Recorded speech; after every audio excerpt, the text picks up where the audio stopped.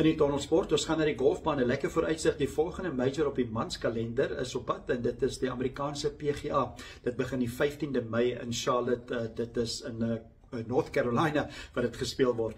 En dit is opwindend, want 3 van die topspelers in die wêreld wys goeie vorm. Ons weet natuurlik dat Rory McIlroy die meesters gewen, so hy wys goeie vorm. Maar die afgelope naweek se 2 wenners was Scottie Scheffler op die PGA Tour en ook Bryson DeChambeau wat gewen het en hy het gespeel op die LIV Golf Tour. Eerstens, dit is Scottie Scheffler, die wêreld se nommer 1 wat totaal gedomineer het by die Byron Nelson toernooi. Hy het 'n verstommende 31 houe onderbaansyfer geëindig in sy 4 rondes van 61, 63 en toe oor die naweek 'n 66 en 'n 63. Hy het 8 houe voor die speler klag gemaak wat tweede geëindig het, Erik van Rooyen van Suid-Afrika.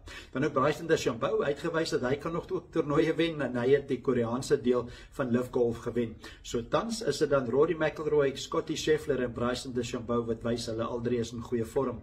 Dis 'n lekker vooruitsig. Dit is die 15de Mei, dis oor 'n paar weke begin dit. Dit is by Quail Hollow. Dit is die baan daar in Charlotte, North Carolina, die Amerikaanse PGA.